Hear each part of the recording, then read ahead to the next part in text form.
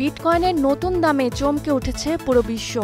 বৃহস্পতিবার বিশ্বের সবচেয়ে জনপ্রিয় ক্রিপ্টোকারেন্সির দাম বেড়ে পৌঁছায় $1,12,000। চলতি বছরের শুরু থেকে এখন পর্যন্ত বিটকয়েনের দাম বেড়েছে 20%।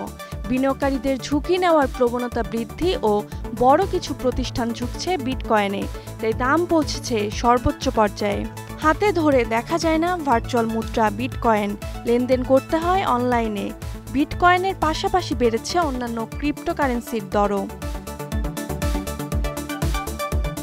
বিটকয়েনের দাম তখনই রেকর্ড ভাঙল যখন সাময়িক বিরতি দিয়ে শুল্ক যুদ্ধ শুরু করেছেন মার্কিন প্রেসিডেন্ট ডোনাল্ড ট্রাম্প। সেই সঙ্গে অন্যান্য মুদ্রার বিপরীতে হয়েছে ডলারের অবমূল্যায়ন।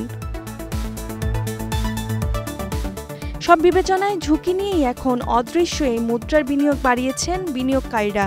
এর আগে সবশেষ মে মাসে $1,11,000 কোটি উঠেছিল এক বিটকয়েনের দাম। বিনিয়োগকারীদের প্রত্যাশা বছরের দ্বিতীয়ার্ধে ডিজিটাল এই মুদ্রার দর আরও বাড়বে, কারণ মার্কিন কংগ্রেসে বিটকয়েন সংক্রান্ত আইন পাশের কথা রয়েছে। 2009 সালে রহস্যময় এক ব্যক্তি সাতোশি নাকামোতো প্রথমবারের মতো চালু করেন বিটকয়েন হিসেবে পরিচিত এই ডিজিটাল মুদ্রা, যা ব্যাংক বা সরকারি আর্থিক প্রতিষ্ঠানের নিয়ন্ত্রণের বাইরে ব্লকচেন প্রযুক্তির মধ্য দিয়ে লেনদেন করা হয়। প্রথম দিকে এই বিটকয়েনের দাম ছিল খুবই কম। 15 বছর আগে প্রথমবারের মতো একজন ব্যক্তি 10,000 বিটকয়েন দিয়ে মাত্র 2টি পিৎজা কিনেন।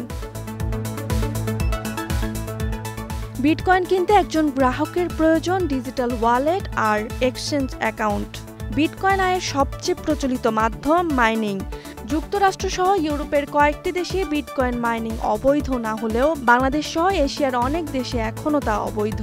পণ্য ক্রয়, লেনদেন, ডিজিটাল সেবা গ্রহণ, এমনকি বিনিয়োগেও ব্যবহার বেড়েছে বিটকয়েনের। তবে এই মুদ্রা একইভাবে ব্যবহৃত হচ্ছে চোরাচালান ও অর্থ পাচারে, যে কারণে ক্রিপ্টোকারেন্সিকে নীতিমালার আওতায় আনার পরামর্শ দেন অর্থনীতিবিদরা। Roksana Rimi, Star news.